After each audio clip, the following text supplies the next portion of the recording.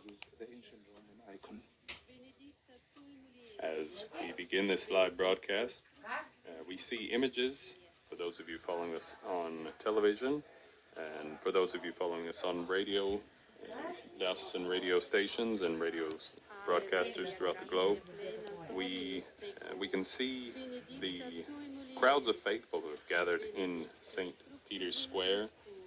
The Via della Conciliazione has been filled up. We can still see streams of the faithful coming to join this Requiem Mass for the late Pope Francis. The delegations of heads of state and foreign dignitaries are also taking their seats in front of the altar set up in the Parvis of St. Peter's Basilica to take part in this Mass.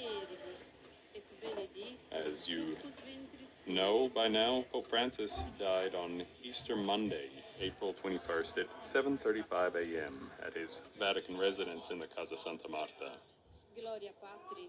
Just the day before, in his final hours on Easter Sunday, the Pope appeared at the central balcony of St. Peter's Basilica to offer the Easter Urbi et Orbi blessing. This then was ordained to the priesthood on the 13th of December in 1969 by Archbishop Ramon Jose Castellano. And on the 22nd of April in 1973, he made his perpetual profession as a Jesuit. After serving as novice master at Villa Barilari in San Miguel, professor in the Faculty of Theology, consultor of the Argentine province of the Society of Jesus, and rector of the college. The folk. And we then want to prepare ourselves and solemnly participate in this very moving celebration towards eternal life. And as the procession moves forward, it evokes our journey towards heaven, guided by the light of Christ. And the symbol of the gospel, the book of the gospel, has just been placed on the coffin of Pope Francis, reminding us as well that he lived his life guided by the gospel. He preached the gospel.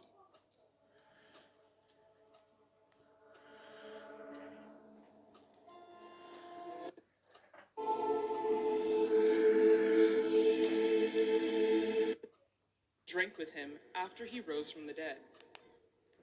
And he commanded us to preach to the people and to testify that he is the one appointed by God to be judge of the living and the dead. To him, all the prophets bear witness.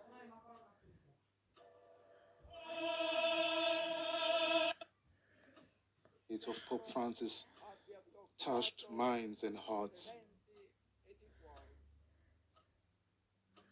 La sua ultima immagine, che rimarrà nei nostri occhi e nel nostro cuore, è quella di domenica scorsa, solennità di Pasqua. The final image we have of him, which will remain etched in our memory, is that of last Sunday, Easter Sunday, when Pope Francis, despite his serious health problems, wanted to give us his blessing from the balcony of St. Peter's Basilica. He then came down. Sensibile. In his encyclical letter,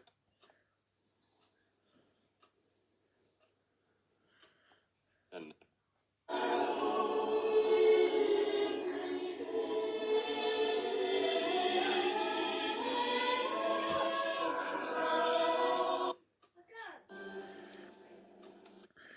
Spiritui, simul fiat et resurrectionis ipseus.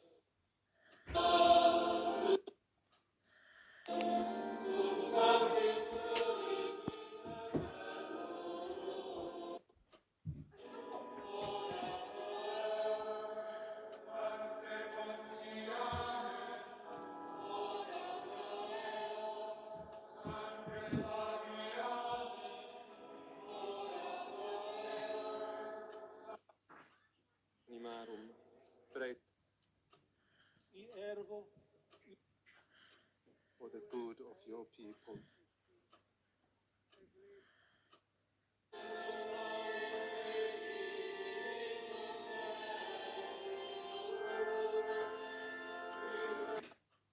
And it's been a great joy. And we were present for this send-off of Pope Francis. Even with this funeral mass and with his request to be buried at St. Mary Major, that is what he's doing. He's being close to the people, and it is not a coincidence that he's been dubbed the Pope of the peripheries. And for those of you who are following, you can see 1,500 Catholics of the entire his pontificate to include people in the church. He's been trying to open to women. He's been so strong to be scheduled or had to be prepared. But he said he'd invariably come open to dialogue, open to... We take it for granted that most popes are better. Most of them are. I think there are about 90 popes in the fire in the 15th century.